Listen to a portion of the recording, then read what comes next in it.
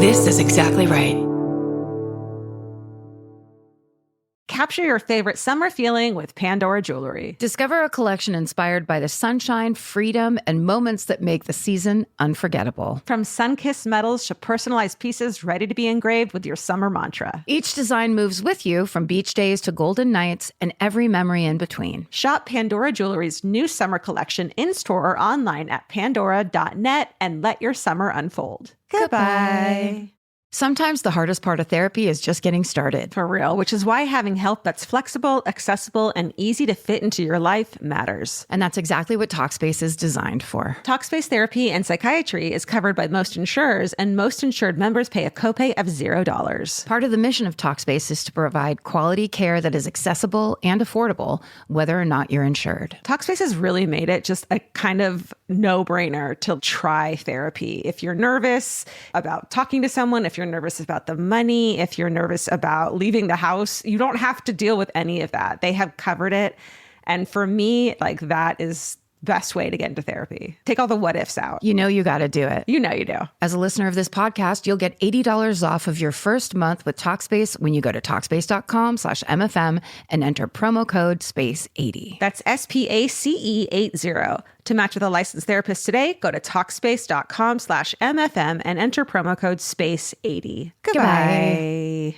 This may surprise you, but clothes that feel good and look good don't have to be mutually exclusive. Designs that make you feel as good as you look is what Hill House is known for. Hill House Home invented the viral nap dress. Hill House makes fun, versatile fashion that elevates your look. I now own 3 nap dresses. I love them. They're so comfy and cute. Pockets for days. You know? Get 15% off your first order of $100 or more at hillhousehome.com with code MFM15. That's MFM15 for 15% off at hillhousehome.com. Goodbye.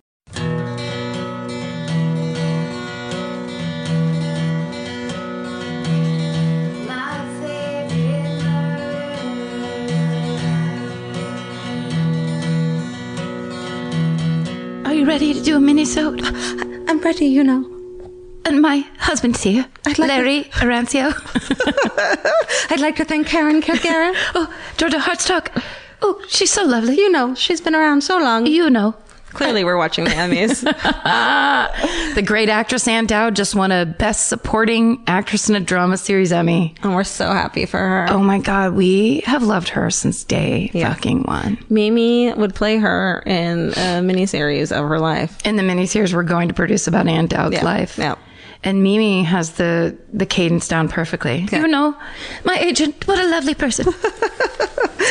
Welcome to My Favorite Murder. Oh, hi. This is a mini-sode where we read your hometown murders. Yeah, that you send in and that we love and that are so great. Can I say, speaking of hometowns, we put up last week this live Sydney episode where we had Joe Thornley, lovely girl, do the moonwalk. Yes. And her her hometown. Yes. So last night I checked.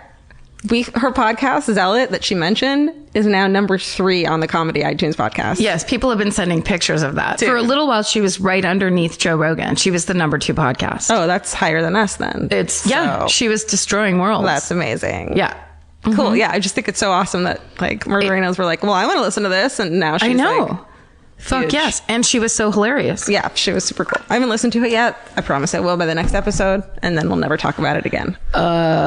Oh, to Zealot? Yeah. I haven't listened to it yet. Look, we've been home from Australia for how many days? I have no idea. Let's pretend it's 3. Stephen, do you know?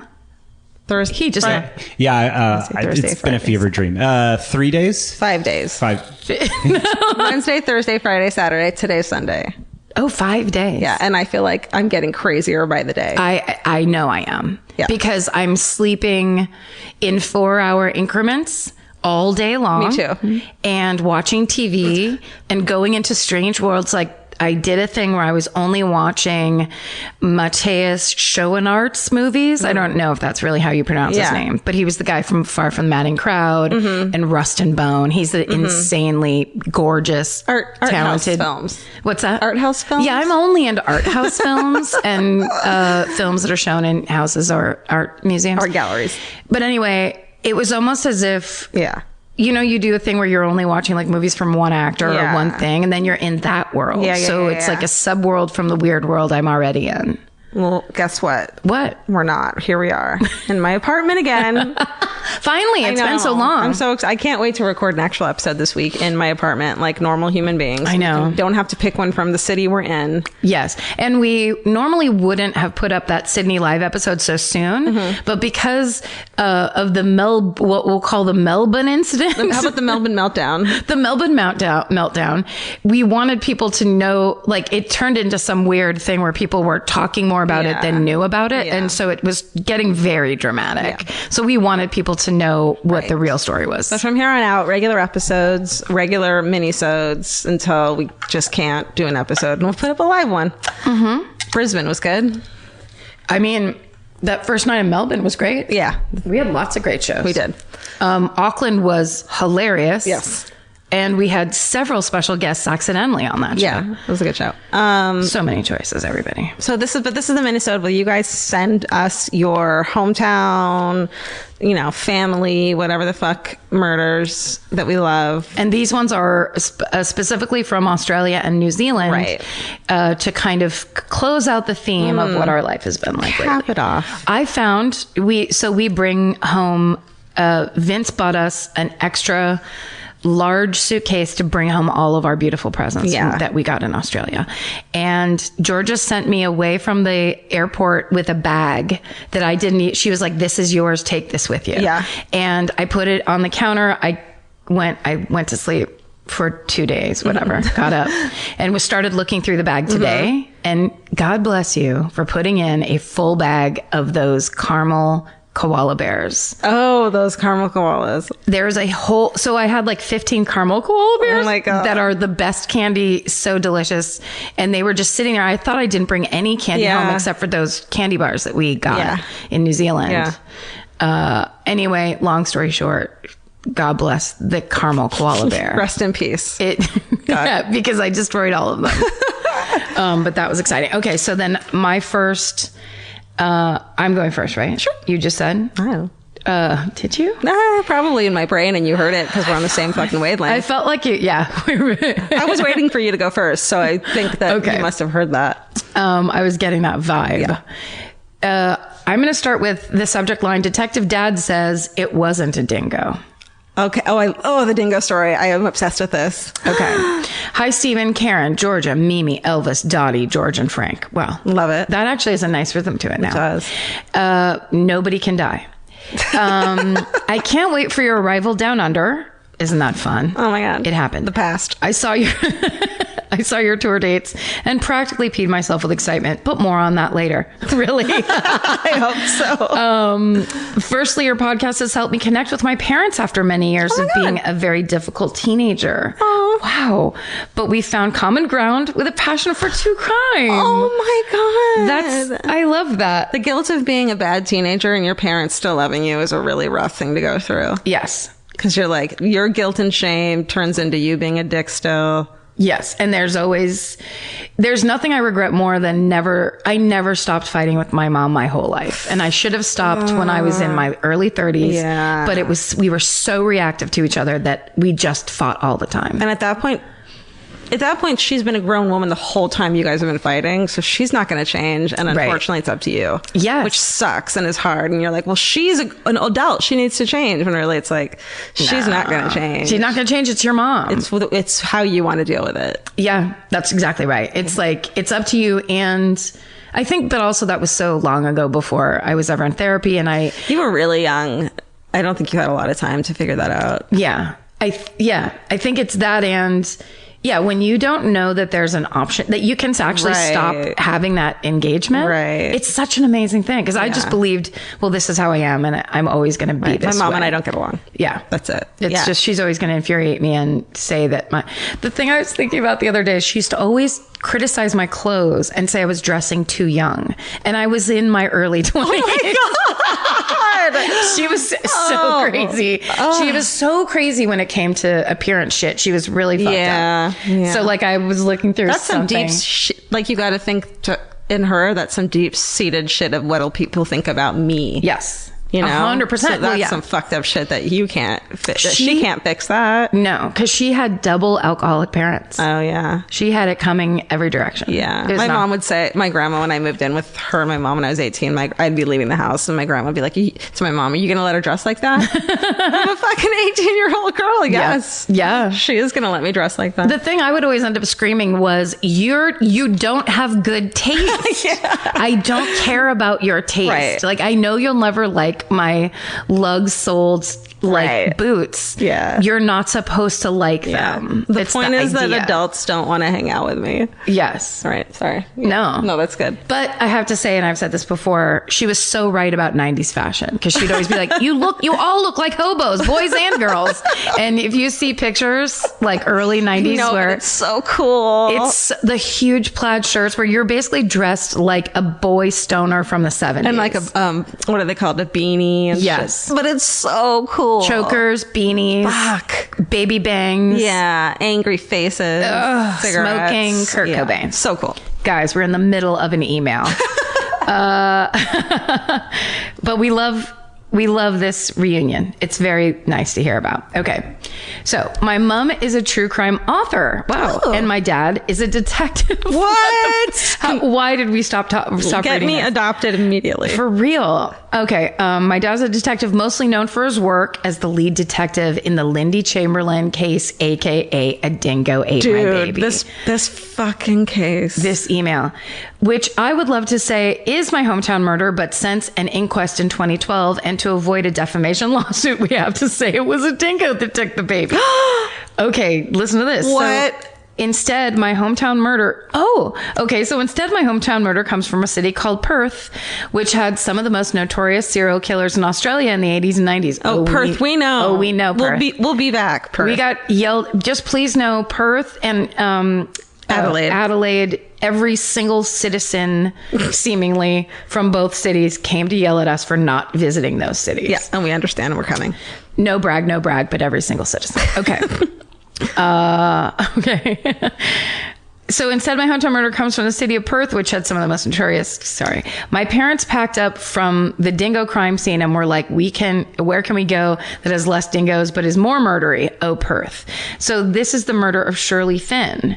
Shirley grew up in Perth in the 1950s, and she herself was a difficult teenager. But instead of having her phone taken away when she was caught sneaking out, she was kicked out of home and became a sex worker. She later became a brothel owner, and in the 70s, she was helping the Western Australian government launder money from overseas. But in 1975, for real, in 1975, she threatened to expose them for being shady fuckers, and she was found days later on the side of a busy highway in her car with 4 bullets in her head. Oh my God. Despite countless witnesses and evidence, the case went unsolved for over 30 years until my mom had a midlife crisis in 2002 and decided she wanted to solve a murder. What? Because I love that that's your midlife crisis. It's like the midlife crisis is my dream. Hell yes.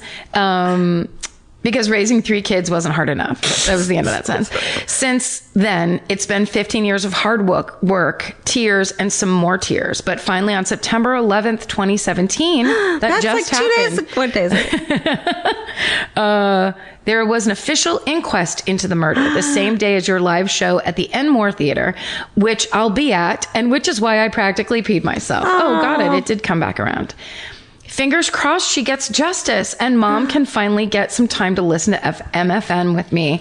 Thanks so much for all you do. Lots of love, Beck. P.S. My mom's book is called Dirty Girl by Juliette Wills, which I do have copies to give to you as presents. Oh, wait, she did give them. She gave us those. Did she? I believe so. Okay. Yes. Yeah. Were we given books at that last meet and greet where we were on the little stage? Yeah, we got a couple books. Yes. So yeah, we did. Okay. Her name was Beck.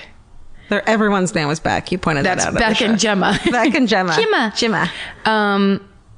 Wow. That's so crazy. I want my mom to be a true crime writer, or maybe I should be a true crime writer. I love that the option isn't for me, myself, to be a true crime writer.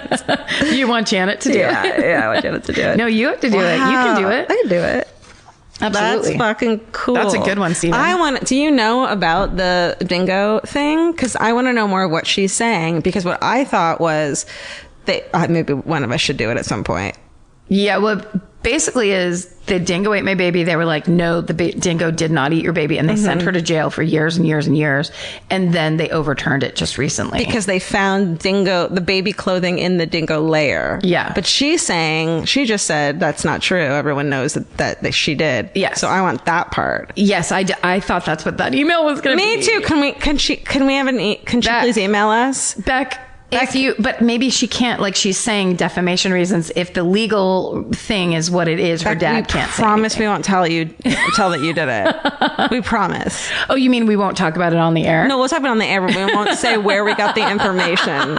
So we'll just randomly start talking about that lady one day. Well, if we do the murder, they'll be like, and then one of the many Becks in Australia emailed us. This is weird because we got this email not from anyone. And it wasn't from the person we asked to send it to us. No, it was not at all from Beck. Weird. Can we please have a Beck email us the truth? I wonder if it's that thing of when cops are so inside it, they know every single thing, so it can't be anything else. What do you know what I mean? It's like they know the family. Yeah. They lived it. They were there in the beginning. So it's like, that thing where you go like, I just got this feeling about this person. Yeah. And you're right because it was a thing that happened inside you. You know that feeling, but you can't express it. Or like it's information that only people who are involved in the case know. So if we have that information, it's because someone fucking leaked it. Right. Yeah. Yeah. But I'm just saying, I think cops go through that a lot. They have those instinctual things. But there's no It has to evidence. be proven. Yeah. Yeah. But just tell us then, and we won't tell anyone. What do you know? Don't tease us. What do you know that we need to know? Listen, did or didn't a dingo eat a baby? Just did or didn't it? Did or didn't it? All right. Dear Karen, Georgia, Stephen, and many assorted animals. My name is Teresa, and I'm from rural South Australia. My husband is a police officer. Not too long ago, we moved to this small town where there was a siege/hostage situation in a house located a small way out of town in a large block. The houses in this area were very, very spread out with grapevines, and it's not unusual to have a neighbor this close by. To not have a neighbor this close by, really. There was a husband who was holding his wife hostage with a large gun. Because this is Australia and hardly anyone has guns, this was the sort of situation a police officer would have encountered maybe once in his entire career. Long story short, the specialist police had to come up from the city about 250 kilometers to handle the situation. Not long after the specialist police arrived, the man shot and killed his wife, and the police stormed the house, and the husband was also shot. He died 1 hour later from a gunshot wound. My husband was not on duty when it happened, but happened to come onto the shift that night. Him being the most junior of the team, he was tasked with standing at the house all night to maintain the integrity of the scene while a major crime and internal investigations arrived. Her body was still in the house. He had been taken away because he didn't die instantly of his gunshot wound. So my husband stood guard all night that night. The next night, he had to stand guard again. And at the end of the night, it was his job to clean up the scene as best as possible, including picking up bits of brain and bone from the floor. Oh, God. Before releasing the house back to her family. Man, it sucks being a junior cop. Anyway, a few months later, hubby was on the night shift again. Around 3 a.m., he gets a call to a house for a noise complaint. He attended the house of the person making the complaint because the houses are so spread apart, it's hard to know where the noise is coming from. He knocks on the door and is told they have been hearing this couple yell at each other for the last few hours. He can hear it too, so he heads off into the darkness towards the arguing. His torch, his only light.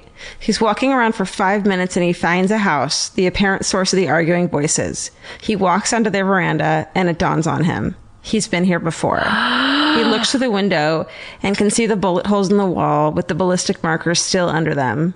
The house has been abandoned since the siege. His blood ran cold and he sprinted back to his car and drove away without reporting back to the person who made the complaint. Chances are they had no idea that their closest neighboring house is a haunted murder house. Oh! He was still a bit freaked out by the time he got home from his shift. Usually you're both not superstitious people, but this was a super fucking crazy thing. Yes. Anyway, thanks for the podcast. And thanks for coming down under. I'm super bummed I have to miss you guys in Melbourne, but sometimes you just have to adult to SSDGM, Teresa. Oh my God, they were arguing ghosts. They were still arguing in the afterlife. Fuck, dude. What a bummer. Also, that family that just like, our fucking neighbors, could you please go fix it? And it's like, yeah, no, that's my God. Like they've stopped fighting recently, but they're fighting again. Oh, that's so scary. Don't live your life so that the last thing you do in this life becomes the permanent thing you're doing in the afterlife, which is like continue. I hate that. Or killing your wife. Are they just fighting for eternity? Oh my God. That's the worst feeling in the world. That everyone just keeps fighting. No, it's just an echo of the trauma. It's not really them. There's still a birthday party in there. There's still some good times. Yeah, the trauma was so horrible that keeps that there's bursts of that still. Okay, but there is an ice cream cake that one wonderful day when they had an ice cream cake. There's bursts of that too. Okay. But the neighbors are gonna be like, "Can you shut this happy family up?" No, that's not gonna happen. That's right. It's only the yelling. The ice cream cake ghost audio goes low because it's a beautiful quiet moment, or it goes high, but nobody calls in an ice cream cake sound complaint because only cats can hear it. That's why Mimi just did that jump.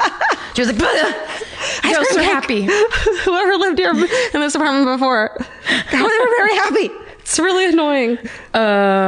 Mimi girl. Okay.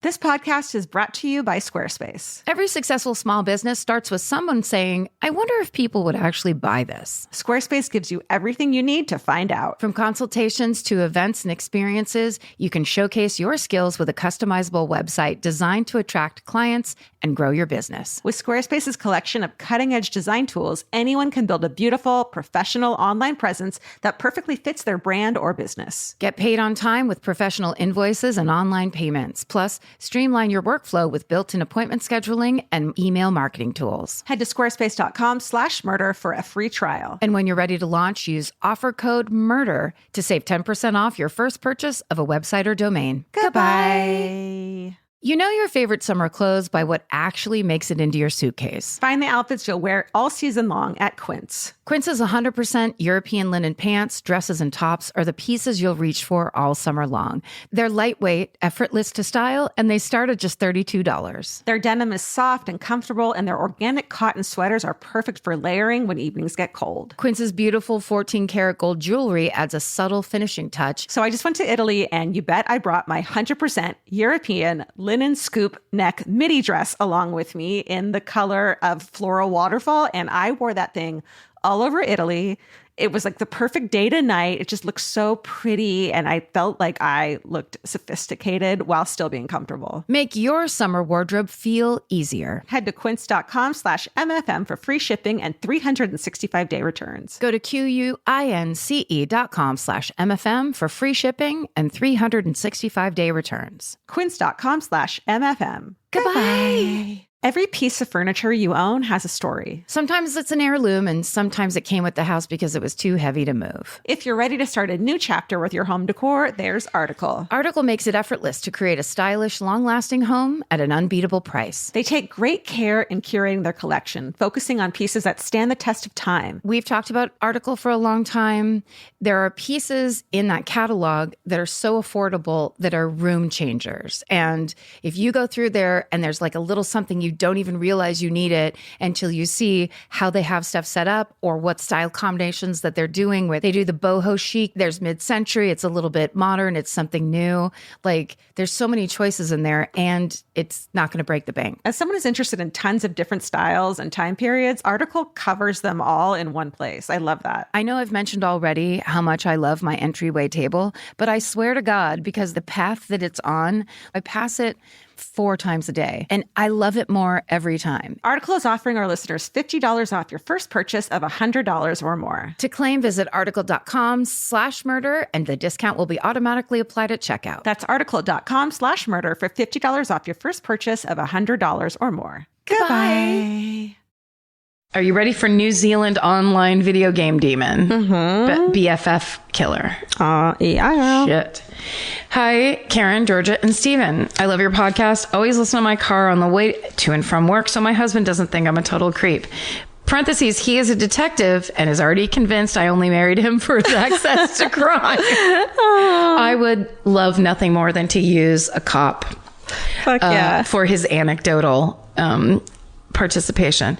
That sounded so much dirtier than I meant it. I only realized after. I'm currently pregnant, and I've started thinking that I probably shouldn't expose my unborn child to so much murder, although I'm sure he will fall asleep to your sultry tones once he's born. Just don't breastfeed while you're listening. I feel like that's the only thing you shouldn't do. That's the key, because it changes the DNA of the breast milk. Exactly.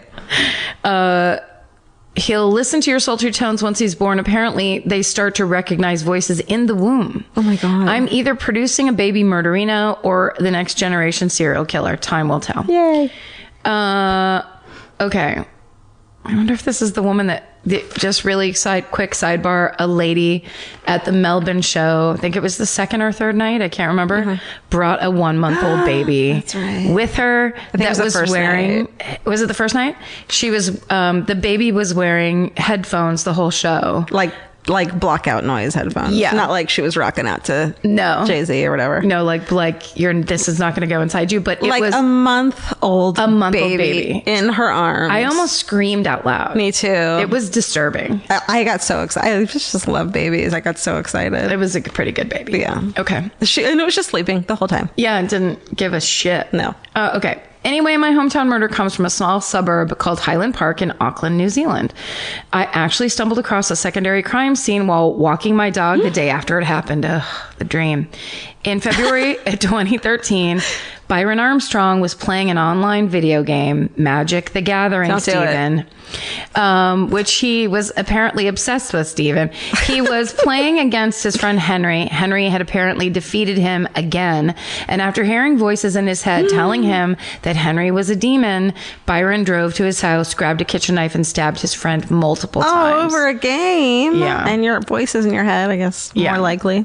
More likely. Rumor has it that one of the stab wounds was so brutal, it went through his neck and hit the floorboard. Ow! Fuck. Oh, no. Byron then drove back to his own house, tried to stab himself, and then drove his car into a nearby fence. /house. There's a difference there. Yeah. I'm going to need some clarification. Is it just a 1-2 thing, or is house. it... Maybe it goes, hopefully it goes fence then house. It was a house made of fences. Yeah, he drove through a fence, but like if there's like a drop off on the other side, then you just have to say he drove off a drop off. You don't have to say that he drove the fence first onto a drop off. Right, exactly. You would be hoping this is a house being fenced in. Right. This is like the fence is not important in the story. What if it's a house that has a back fence that blocks people from falling off the drop off? I think what you say is you drive into whatever the thing that is that killed you. Okay. You know? So it's the house? The house. Okay. Yeah. But it's fun to mention things that happen first. That's fun. He stopped at a stop sign. Then he drove into a fence, and then he drove into a house. Are we awake right now or asleep? I don't know. The lighting is kind of depressing me. Stephen, could you turn that light on? Actually, it's really bumming me out. We're definitely having a sundowning situation. We are. As soon as I thought I was fine until I started trying to read out loud, and then I was like, my tongue is too big. I know. What is wrong with my tongue right now? Thank you, Stephen. Okay. Drive into a fence. House fence, thank you. Okay. The crime scene I came across. Oh, okay. Oh. That's what she saw. Another twist to this hometowniness of the story, a guy I went to school with is a doctor and happened to be across the road at a party, so was first on the scene at the car crash. I love first responder, like when they're not supposed to be there and they're like, I'm a nurse. Yes. So cool. Out of my way. They're ripping off their sleeves and shit. Did they do that? He saw blood on Byron but couldn't find injuries. Ooh, that'd be so creepy. Weird. That would explain the excessive amount of blood on him and in the car. Oh. It was all Henry's blood. He was then called to testify in court as Byron kind of confessed what he had done, thinking he was going to die. Byron was diagnosed as schizophrenic, unsure if this was before the murder or after. He had apparently been hearing voices for weeks leading up to the crime, and he even consulted Mormons. Why, though? I don't think he was a Mormon. That was also in parentheses. If he was okay to kill a demon, but received no clear answer, so started listening to the voices in his head more and more. No. Yeah. Just don't explore the voices. Well. Or the demons. Both the prosecutor and the defense agreed that he was insane at the time of the murder. Byron ended up being committed to an institution for the criminally insane for an undefined period of time. And as far as I know, he is still there. That's all from me, Nicola. Oh my God. Nice one. That's incredible. That's awful and crazy. So crazy. Oh man. Like hearing voices does not mix well with fucking Knives. Yes. You know what? More so than what I was going to say. So forget sorry, it. what were No, you you're gonna say? right. Like Magic the Gathering type games. Oh, yes. But knives more so. Knives, too. All right. This one's called Supernatural Hometown. Oh, this is another supernatural one. I love it. Okay. Let's see if I can read with my mouth this time. Okay. Hi, MFM fam. Love it. First, I want to say I love you all and thank you for your weekly podcasts. Is she giving us shit right now? Because they're not weekly.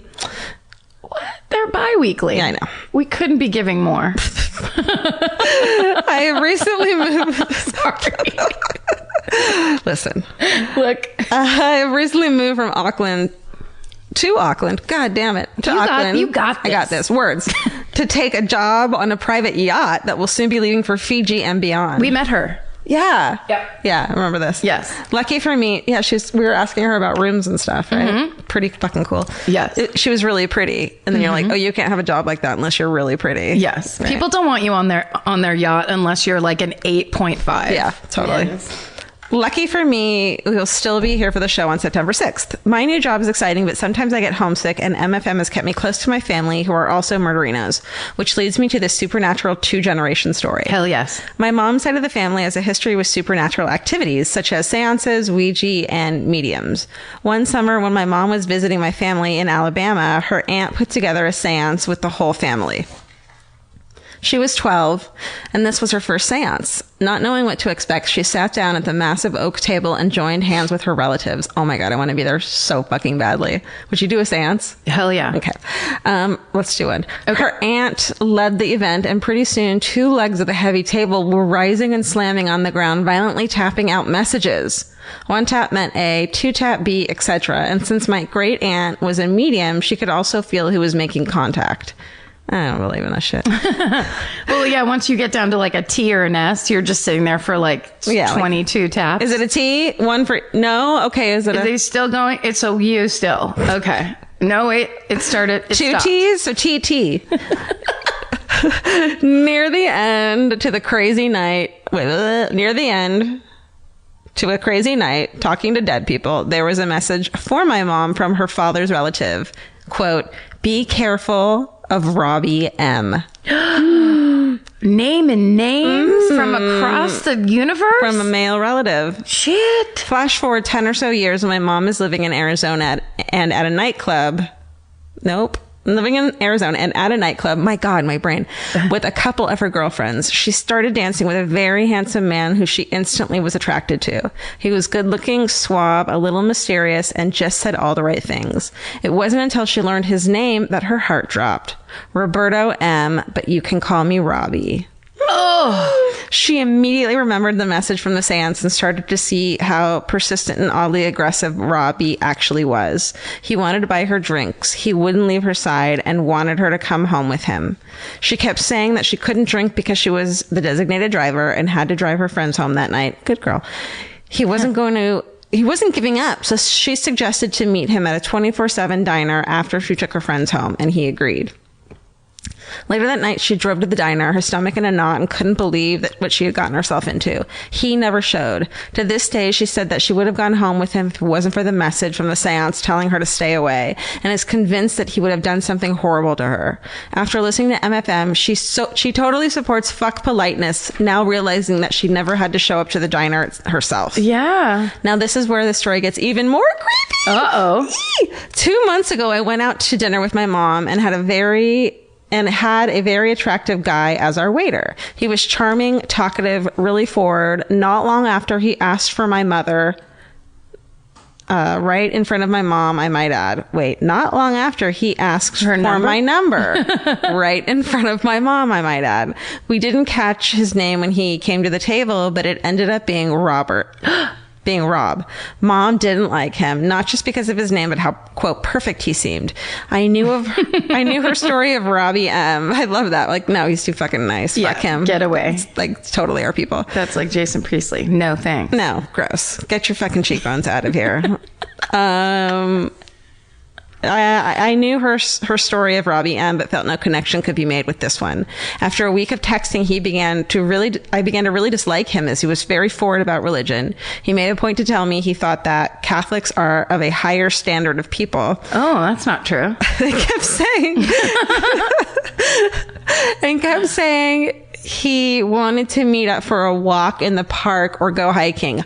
A, you're going to be a murderer. B, why do we need to sweat on our first date? Yes. Like, gross. C, keep a minimum of 8 people around you at all times. Definitely. I began to avoid his texts like the plague, and his persistence really began to creep me out. I decided to do a little digging and found his Facebook and last name.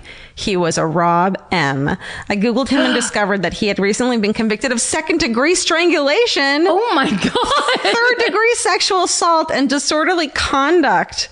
I don't know the different degrees of strangulation or sexual assault on a legal level, but he was smirking in his mugshot, and I was officially never talking to him again. Maybe not all the Robbie M's in the world are out there to get my mom and I, but we both felt like we dodged a bullet with the 2 that we have met.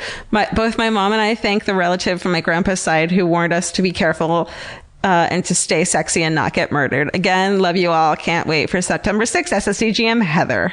Oh my God. That's fun. I love that. That was so fun. That's amazing. It's so funny too. She went to meet him at that diner and then he stood her up for some reason. Because he was like, this isn't easy enough. Yeah. I bet he was like, okay, and then just found someone else that night at the bar. Yes, someone who would just go directly home with him. Someone's like, okay. Yeah, because if it's not easy, if it's not someone who really wants to like try hard for you. Yeah. I used to not understand that. Like, don't make guys try too hard or they're not going to want you. And it's like, no, those are only the shitty guys. That's exactly right. There has to be a situation where they have to show they're trying harder than they would just going outside of their house. Right. Pursuing you is, they're lucky to get the chance to pursue you. Yeah. And let them. Thank you. Oh, not me. Karen, you. This means the world to you me. And your new rugby boyfriend with his thighs of gold. Guys, then the next night, we talked about the rugby players and my discovery of rugby on a hold. And then the next night, after our show, a woman walked up who's a murderito, and then she goes, my husband used to be a rugby player. And then this man was standing there who was like a little bear. His beard went up to his eyes. He was... yeah. Beefy as hell. And I was so starstruck. He was just like so rugby. And he had this body where it was like an upside down triangle. Yes. Like his like everything was small and then it just went wider and wider towards like these shoulders of a person you've never seen, like huge shoulders. He was majestic. He was a he should have been he needs to be a little doll that you play with. But he was also very shy. He's very sweet. He was very embarrassed, I think, because they were there when I was talking about it. So then it was like, look, but I loved her because she's like, take a look at this guy. That's her husband. She's like, I got one. She doesn't give a shit. Yeah. Do you have a short one? Was that it? No, this one's long. Oh wait, there might be a short one on this front page. Let's do 5. We've both done 2. Oh, this first one is short. Let's do it. I want more. I don't ever want to stop these. I want more. These are the easiest ones. They're easy, and then like it's fun to end with like a real fucking hard one. Okay, are you ready for this? Yeah. Australian hometown toe tickler. It's got to be it. Dear Karen, Georgia, Stephen, and all your furry friends, I thought that Stephen needs to be included in that second part. But he's the furry friend also? Yeah. Him and the rugby player. I thought that I had nothing to contribute to hometown murders, and then it hit me. Yeah. I grew up in Bendigo, a regional country town near Melbourne, Australia. In 1996, when I was 11, I remember my mom and aunts talking in hushed voices about this man in the news who was breaking into homes and sucking on small children's toes. Ew! Oh my God. In the media, he became known as the toe tickler. A quick Google gave me this. That sounds too cute than the fact that he's a fucking pervert. Yeah. Toe pervert. It's the scariest version of a pervert. Tickler. It's like cutesy. Okay, wait. Ugh, sorry. Kirkbride was dubbed the toe tickler because of his bizarre fascination with children's body parts. That's not as cute. He pleaded guilty to He pled guilty to 24 charges, including 15 counts of recklessly causing injury on his victims, mostly children. Kirkbride would break into the houses of his intended victims and enter their bedrooms while the family was sleeping, and he would remove the child's blankets, proceed to kiss, lick, and fondle the child's toes, feet, and legs. Ew. He was only jailed for 2.5 years. No. And get this. He reoffended. No Surprise. Shit. Anyway, lock your doors, ladies. Thanks for all your hard work. Stay sexy. Don't get murdered. And see you in Melbourne really soon, Jess. That is fucked That's up. That's the kind of thing that people wouldn't take seriously because they'd make fun of it. But really, you should be like very fucking afraid of that Beyond. person.